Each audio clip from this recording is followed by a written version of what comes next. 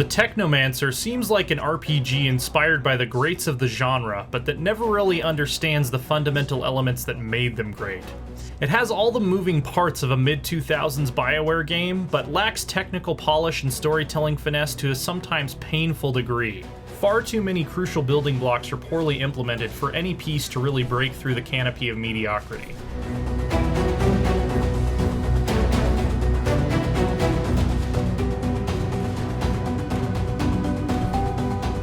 There's no number or hint in the title, but the Technomancer is a follow-up to developer Spider's poorly received Mars War Logs. It takes place amidst the same war between dystopian corporations on a richly realized cyberpunk vision of the Red Planet.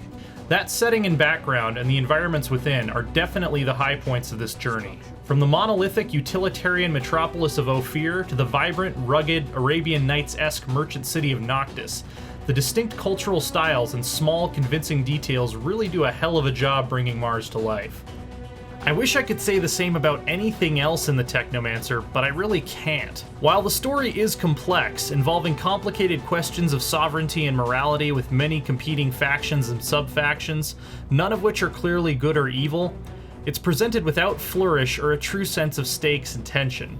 It certainly doesn't help that the voice acting tends to be too emotionally reserved when it's not outright goofy or amateurish, or that faces aren't even animated beyond their mouths, so characters have the same static, eerily frozen expression until the camera can cut away and allow a new set of eyebrows to be swapped in.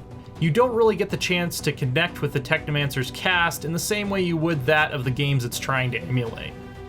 And the combat is fun to watch but clunky to control at the best of times, borderline intolerable at the worst. I would really be relieved and unsurprised to find that a programmer misplaced some decimal points somewhere, because that seems legitimately more plausible than the idea that this is really how battles were meant to feel. For a brief example, let's look at this encounter on normal difficulty. I'm playing on a character with over 20 hours of experience, well into the late game, with the best gear available to me and a balanced party, against a group of the standard humanoid enemies that you run into all over the place. One wrong move can get you killed almost instantly, while even the weakest foes seem to soak up damage from my technomagically buffed equipment like mercenary sponges. It doesn't feel difficult in the Dark Souls sense, where you learn to iterate and get better with each death. It's just random and tiresome and annoying, no matter how much time or how many stat points you invest in it. So much else could have been forgiven if it weren't for this central action RPG pillar of combat being so poorly put together. And it drags all of the more promising elements, all of the little moments where the vision of a better game shines through, down with it.